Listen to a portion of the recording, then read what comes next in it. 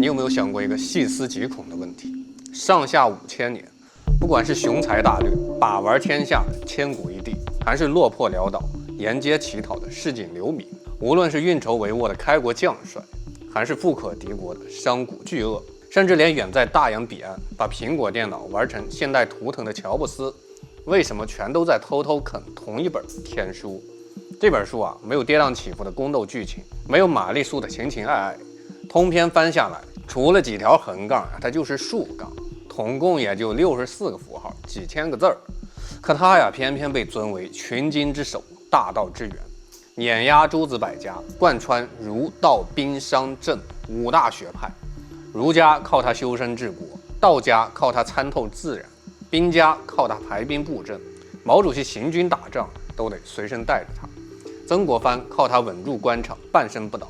乔布斯呀，深耕的东方哲学内核源自它。古今所有顶级成事者都在偷偷用它的底层逻辑，但可悲的是啊，99%的现代人只把它当成街边摆摊的算命工具书。很多人一听易经，第一反应是什么？哦，算命的，或者是金庸笔下的易筋经。很多人一听易经，第一反应是什么？哦，算命的，是不是看看八字？是不是预测我什么时候发财？是不是啊？今天出门穿什么颜色比较吉利？同志们，如果易经啊真的只是一本算命书，那它凭什么能让孔子晚年反复研究？凭什么让史记记载文王居而演周易？凭什么历代帝王把它放在最高级别的经典体系里面？难道中国历史上那些顶级人物都是花几千年时间研究一本占卜说明书？这样显然不合理。今天呀，大钊就告诉大家一个可能颠覆认知的事实：易经呀，最初不是为了预测未来，它真正研究的是未来为什么不可预测，以及面对不可预测的未来，人类应该如何活下来。什么意思？拿我们现代人来说，现在很多人焦虑，为什么？因为我们呀特别想知道未来，明天股票涨不涨，创业成功不成功，这个选择是不是正确，人生有没有捷径。我们总希望找到一个按钮，按一下人生直接通关，最好还有个提示，恭喜你选择正确路线。但是现实是什么？现实啊没有导航，人生啊没有存档，世界每天都在变化，唯一不变的就是变化本身。而易经3000年前就看懂了一件事儿，高手啊不是预测未来的人，而是在变化中永远找到正确方向的人。所以今天本期大钊国学社，咱们呀就来拆这本被误解了几千年的奇书《易经》。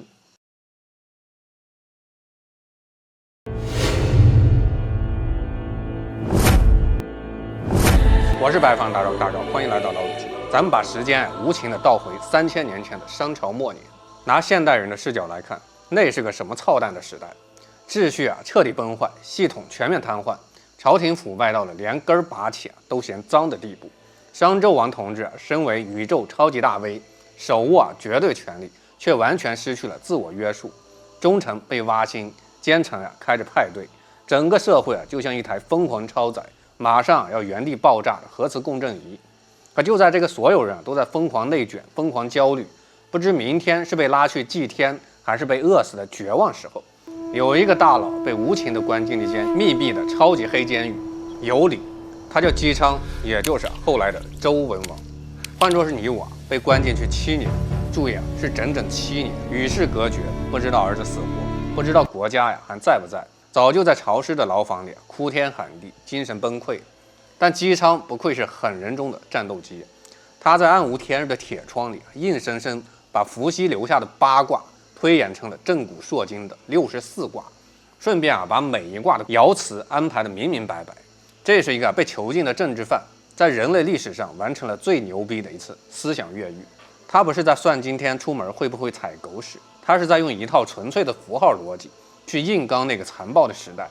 他在思考，为什么一个庞大的帝国会从巅峰走向无可救药的腐败？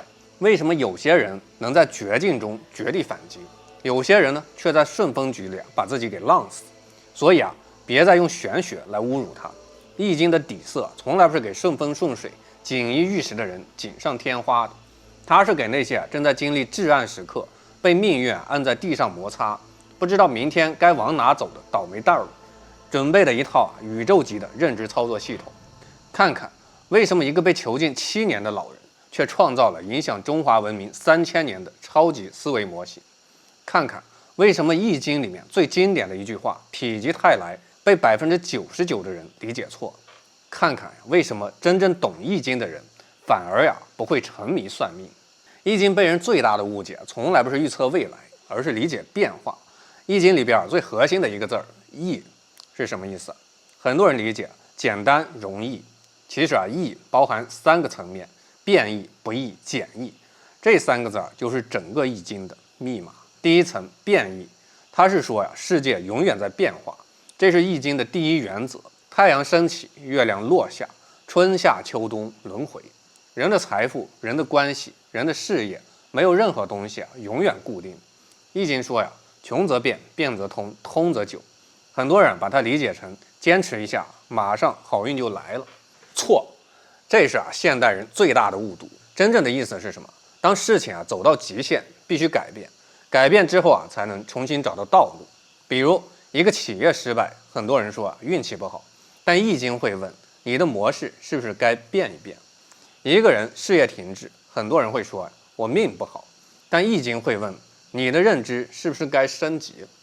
高手跟普通人的区别是什么？普通人遇到变化会问为什么世界针对我，高手遇到变化会问这个变化告诉我什么，教会我什么。这就是《易经》的第一层智慧。不要害怕变化，因为变化本身就是机会。要知道《易经》真正研究的不是如何预测未来，而是当未来不可预测的时候，人类应当如何做出正确的选择。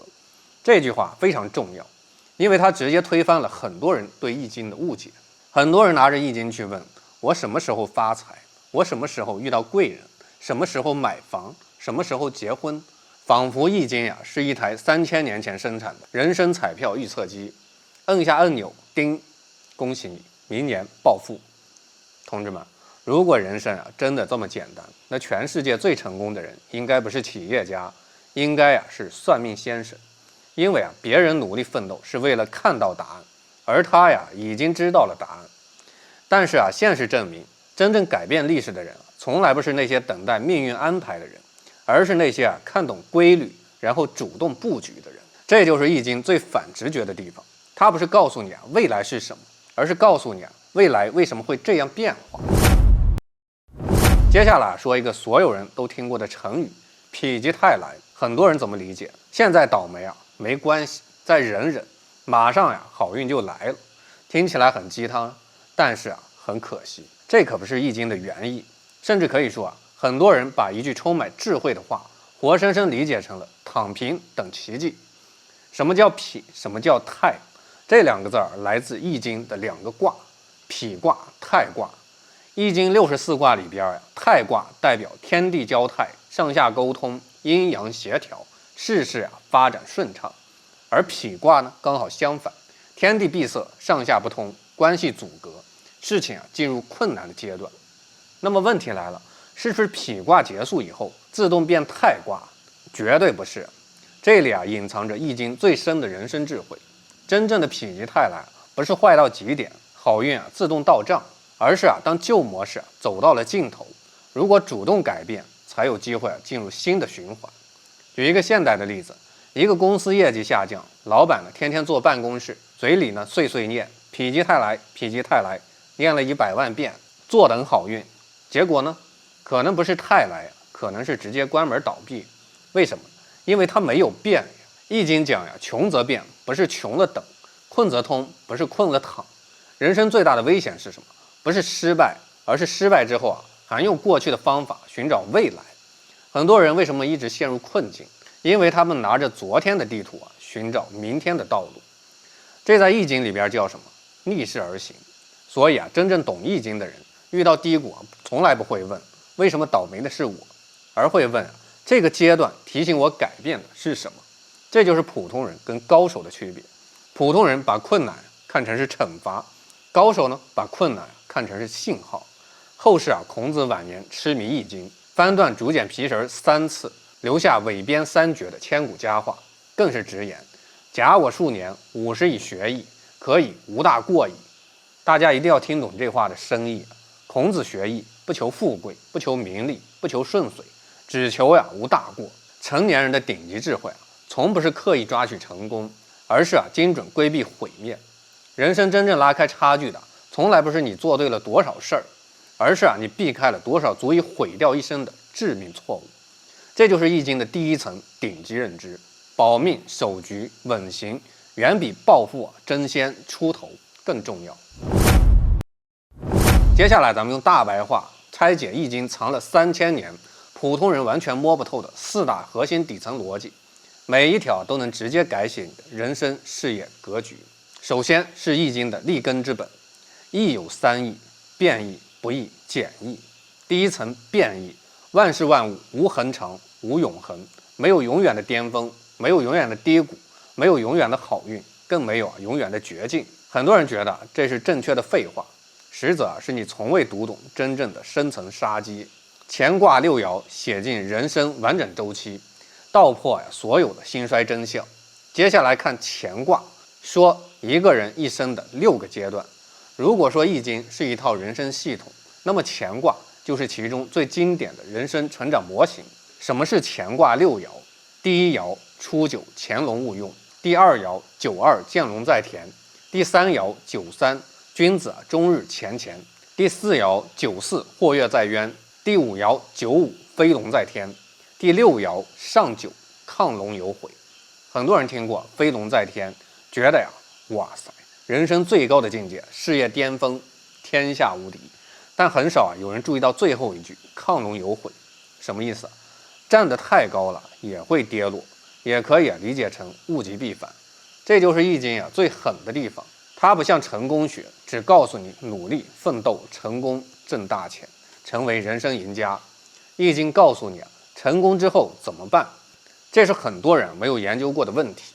第一阶段，初九，潜龙勿用，时机未到，根基未稳，切忌浮躁冒进，强行出头。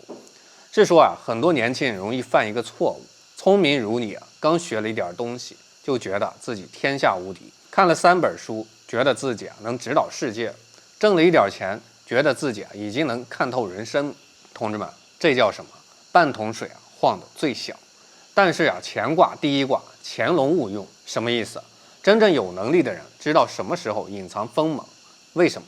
因为力量不足的时候过早暴露，只会消耗自己。种子为什么埋在地下？不是因为它失败，而是因为它正在积蓄力量。人生很多时候不是你没有机会，而是你还没有准备好承受机会。第二阶段，九二，见龙在田，蓄力有成，初露锋芒，可顺势借力积累人脉。一个人经过积累开始展现能力，这时候可以出现，可以被看见，可以承担责任。很多人问什么时候应该低调，什么时候应该表现？答案就是没有实力的时候低调，有实力的时候担当。真正高手不是永远隐藏，也不是疯狂炫耀，而是该藏藏，该出出。第三阶段，九三，终日乾乾，息惕若厉。意思是小有成就更要昼夜谨慎，居安思危。这也是最辛苦的阶段。为什么呢？因为你已经不是新人，但是你还没有达到巅峰，别人开始期待你，竞争开始增加，压力开始出现。很多人的人生卡在这儿。为什么？因为他们以为努力一段时间就应该马上成功。但是易经告诉你，真正成长是长期积累。曾国藩曾经说，天下事儿在局外呐喊议论总是无益，必须躬身入局。什么意思？别光想，别光说，进入局承担责任。第四阶段，也就是第四爻，九四，或跃在渊，进退自由，可上可下，审时度势，灵活取舍。这是人生关键选择点。你可能进一步，也可能退一步。在这个阶段，你可能进一步，也可能退一步。很多人的命运就是在这个阶段改变。为什么呢？因为机会来了，但是风险也来了。高手不是没有风险，高手是知道什么时候值得冒险。第五阶段，第五爻，九五，飞龙在天，巅峰鼎盛，天时地利人和俱全，是人生最佳格局。也就是说一个人达到了人生巅峰，事业成功，资源丰富，影响力扩大。但是注意，易经最有意思的地方就在这儿，他没有说然后你永远成功，而是提醒下一阶段亢龙有悔。也就是第六爻第六阶段，上九亢龙有悔。什么意思？飞得太高呀，忘记了自己是谁，也就是我们常说的这人飘了，所以容易犯错，犯错就一定付出代价。历史上多少人物如此？创业成功以后开始膨胀，帝国强大以后开始傲慢，个人辉煌以后开始失去敬畏。易经告诉你，最大的敌人不是别人，而是成功之后的自己。所以乾卦最完整的逻辑是什么？不是努力到成功，而是积累到成长，到奋斗，到突破，到成功，最后再到守成。这就是为什么易经比很多成功学高级。成功学告诉你如何登顶，易经告诉你登顶以后如何不掉下来。易经64卦，每个卦都有吉有凶，唯独谦卦六爻皆吉。为什么呢？难道古人特别喜欢谦虚？没有这么简单。真正的原因是，谦是一个人面对变化世界最稳定的状态。你想想，一个杯子如果装满水，还能继续装吗？不能。但是一个空杯永远留有空间。人也是一样，一个人如果认为我已经懂了，他的成长也就停止了，所以就叫满。这就是刚说的满了。一个人如果认为我还可以学习，他永远拥有未来，这就是留有空间。上书里边有句话，满招损，谦受益。为什么？因为骄傲的人会拒绝信息，谦虚的人会不断吸收信息。这就是为什么真正厉害的人往往看起来很普通，因为他们知道山外有山，天外有天。老子说上善若水，水为什么强？因为它最低调，它往低处走，但是最后汇聚江河，形成大海。所以谦不是弱，谦是一种高级力量。普通人怕别人看不起自己，而高手怕的是自己看不见自己的问题。这就是易经的智慧。真正强大的人不是永远证明自己正确，而是永远保持修正自己的能力。家人们，如果说前边我们讲的变易、不易、简易是易经的底层操作系统，那么接下来要讲的就是这套系统里边最核心的几个应用程序。很多人一听到64卦，第一反应完了，是不是要开始背八卦图了？乾坤坎离震极艮兑，是不是脑仁已经开始疼了？家人们放心，大赵今天不准备把你们培养成算卦先生。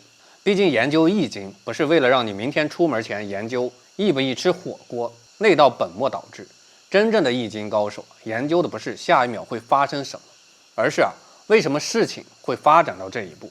就像一个优秀的医生，不是只看你的病症，而是寻找为什么会生病。一个优秀企业家不是只看今年挣多少钱，而是判断行业周期在哪里。一个真正懂易经的人，不是预测命运，而是在变化发生之前提前调整自己的位置。这就是易经的核心，知变者才能掌握变化。这64卦里边有一个卦，很多人看到会害怕，就是坎卦。为什么呢？因为坎代表着险、困难、陷阱。但是很多人忽略了一点，易经里边最奇妙的是，它从来不会简单告诉你困难就等于坏事。坎卦说喜坎有福，唯心亨。什么意思？反复经历险境，但是只要内心坚定，依然能够通达。这句话特别像现代人的人生。很多人认为我遇到困难说明我失败了，不顺利说明方向错了。但是易经告诉你不一定。水为什么叫坎？因为水遇到阻碍不会撞墙硬刚，它会寻找道路，绕过去，流过去，最终汇入大海。这就是水的智慧，也是人生智慧。很多人失败一次就给自己贴标签，我不行，我没能力，我命不好。但是高手是怎么看？高手认为失败不是判决书，失败是反馈报告。乔布斯被自己创办的公司赶了出去，很多人认为完了，人生结束了。结果呢，那段低谷让他重新思考产品跟人生，后来重新回归苹果，创造新的辉煌。这就是坎卦智慧。陷入低谷不代表人生结束，只代表旧路线需要调整。所以家人们，如果你现在正在经历困难，不要急着否定自己。冬天不是树死亡，而是树把力量收回根部。易经最浪漫的一点就是他认为黑暗不是终点，黑暗里边已经开始孕育下一次变化。接下来讲一个特别扎心的卦，剥卦。剥是什么意思？剥落，一层层脱落，就像洋葱一样。很多人喜欢听成功的故事，喜欢听如何逆袭、如何暴富、如何登顶。但是易经呀非常特别，它花大量篇幅告诉你如何面对衰败。为什么？因为失败不可怕，最可怕的是你已经开始走下坡路，自己还不知道。一个企业倒闭通常不是一天发生的，而是管理松懈一点，产品落后一半，人才流失一点，客户减少一点，最后突然爆炸。人生也是一样，都是积重难返的一个过程。很多危机不是突然出现，而是长期积累后的结果。易经的智慧是什么？提前看到波，在东西还没有完全坏掉之前开始修复。这就是为什么古人讲见微知著。什么意思？看到小变化知道大趋势。就好比普通人看到了洪水才知道要跑，高手呢是看到蚂蚁搬家就知道天气要变。这就是战略思维。如果说剥卦代表衰退，那么复卦代表重新开始。易经里边有一句非常美，一阳来复，什么意思？黑暗到了极致，新的力量开始出现。为什么冬至之后白天开始慢慢变长？因为阳气开始恢复。人生也是一样，有时候你感觉自己已经跌到底，没有希望，但易经告诉你，变化永远存在。很多人失败以后最大的错误把一次失败定义成整个人生。比如创业失败，他说我不是创业者；感情失败，他说我不会幸福；考试失败，他说我不是聪明的人。这样是最大的认知陷阱。复卦告诉你一次失败只是人生一个周期，不是人生的全部。历史上很多伟大的人物都是在富之后崛起。越王勾践卧薪尝胆，从失败者重新成为霸主。刘邦曾经只是一个普通亭长，最终建立了汉朝。曾国藩早年屡战屡败，后来成为晚清的重要人物。他们的共同特点是什么？不是没有失败，而是失败之后重新调整。这就是复卦。跌倒不可怕，可怕的是停止恢复，也就是自愈的过程。很多人都知道穷则变，但不知道什么时候变。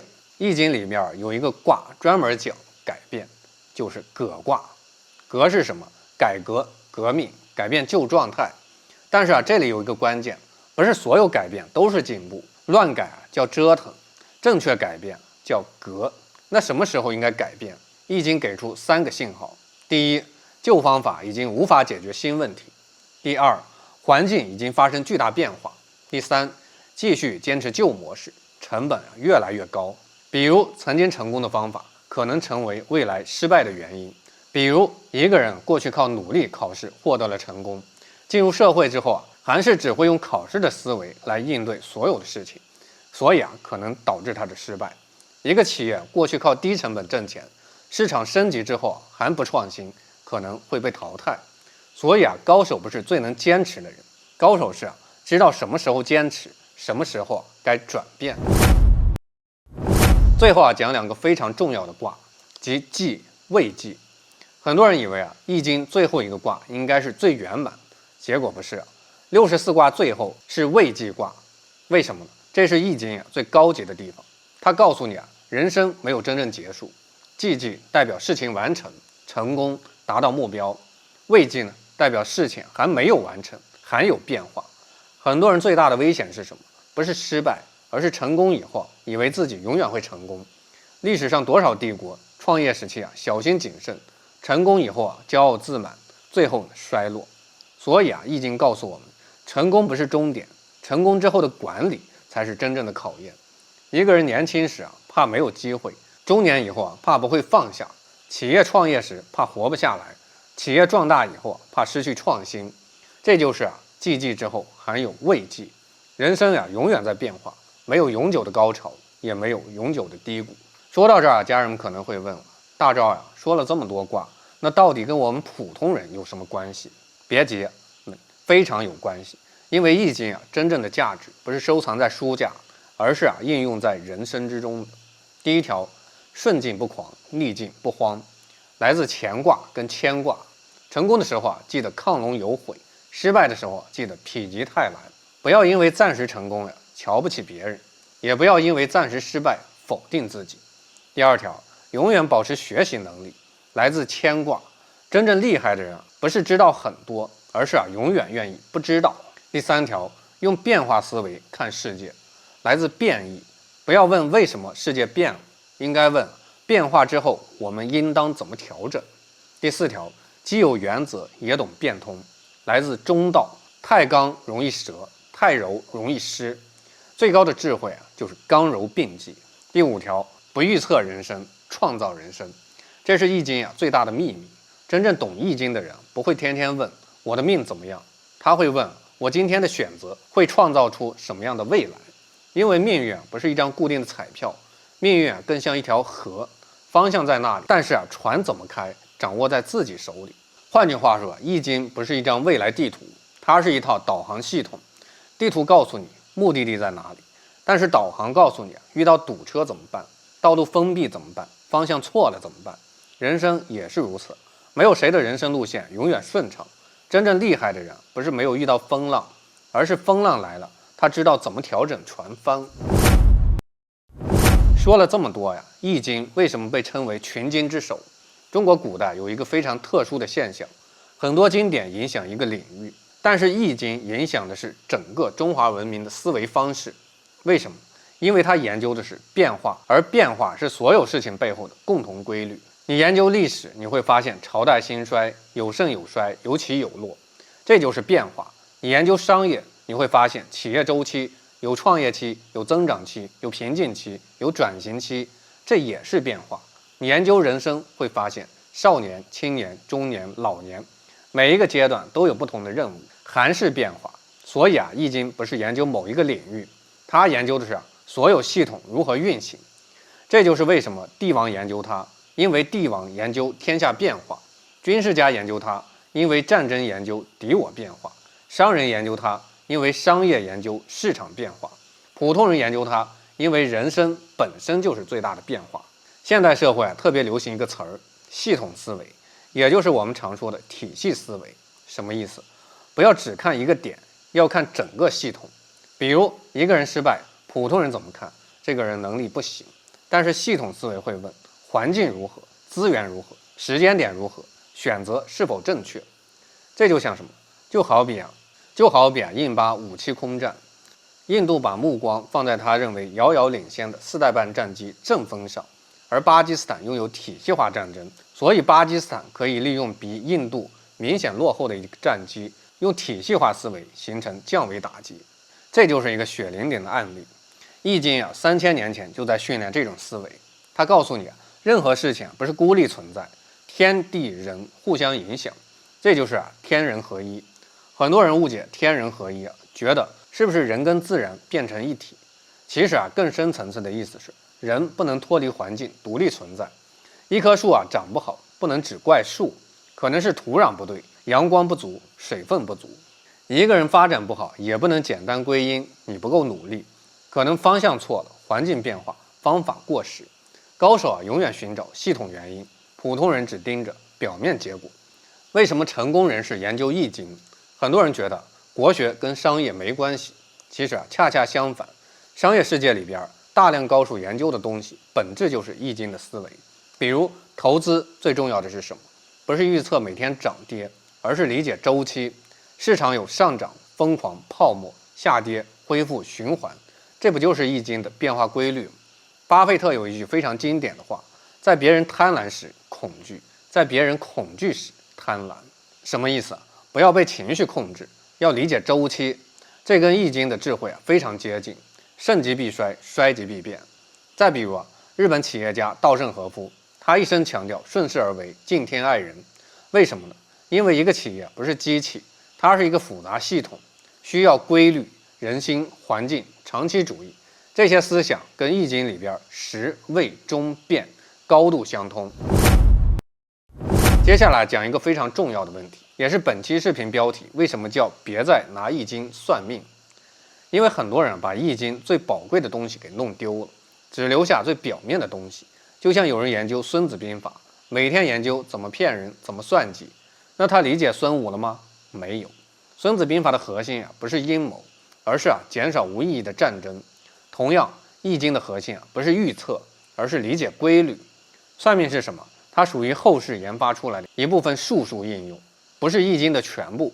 如果把易经比作一棵大树，那么哲学思想、变化规律、人生智慧是树干，各种预测术只是后来长出来的枝叶。如果一个人只盯着枝叶，却忘了树根儿，这叫什么？本末倒置。